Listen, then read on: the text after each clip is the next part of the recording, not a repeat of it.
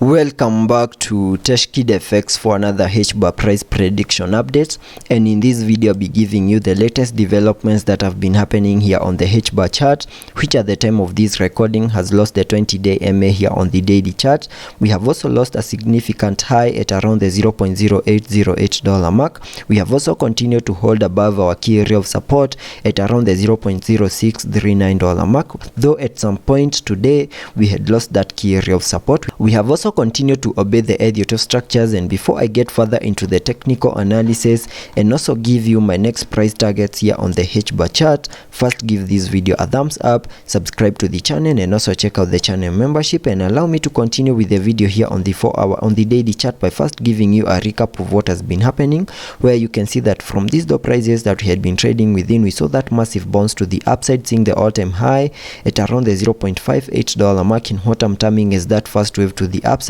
And after seeing the all-time high, we started the bear market, where we had been seeing lower prices in this ABC corrective structure in a move that gave us a low at around the $0.0356 mark, and also completing the formation of a larger Elliott wave count 2. And after seeing the formation of a larger Elliott wave count 2, whatever I expect on the long-term scenarios is that bounce to the upside in the formation of this wave 3,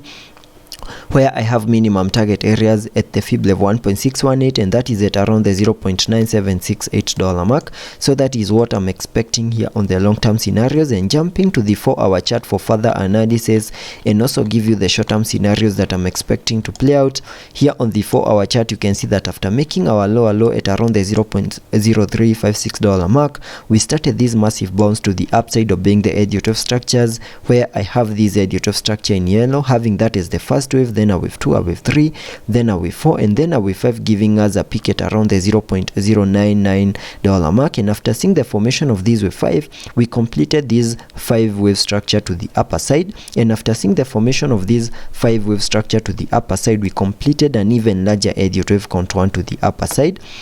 And after seeing the formation of a larger Elliott wave count 1, whatever we expect next is a corrective structure in the formation of a larger Elliott wave count 2, and using the Fibonacci's, connecting them from the low of the first wave to the high of that wave 1, that gave me a minimum retracement area in the formation of that wave 2 between the fib level 0.5 and the fib level 0.618, which lies between the $0.0671 mark and the $0.0597 mark. And it is within that target area that I'm expecting to see the low for this higher Elliott wave count 2, where I'm also expecting to see an ABC corrective structure also play out, because the second wave to the lower side is a corrective wave, and we also expect to see an ABC corrective structure to fully maximize our target areas. And over here we have this ABC corrective structure, having this as the wave A, then a wave B, then a wave C. And in my previous videos I had said to you that I was expecting one more leg down in the formation of this wave C to fully maximize our target area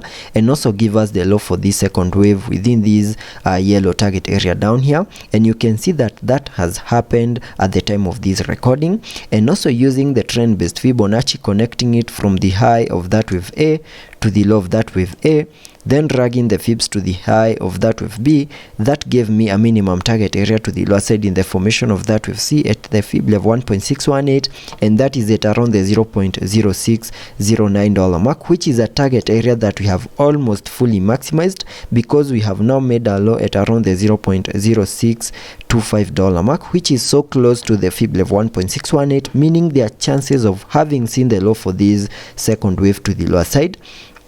And there are chances that soon we might start gearing up in the formation of these higher Elliott wave count 3 that I'm expecting here on the long-term scenarios. But we also need to be prepared for a worst-case scenario. In case the breakdown continues, we fully maximize our target areas down here and maybe lose the fib level 0.618, which is the lower side of this target area. In case such a move plays out, then we need to be watching our next key area on the Fibonacci's and connecting the Fibonacci's once more from the low of the first wave to the high of that wave 1. That next area on the Fibonacci's that we need to continue watching is the fib level 0.78, where which lies at around the $0.0492 mark. And for that move to also play out, then Hbar needs to lose another key area of support at around the $0.0566 mark for us to get to that next key area on the Fibonacci's. So in case we see a breakout out of these target area in the formation of these wave 2, we need to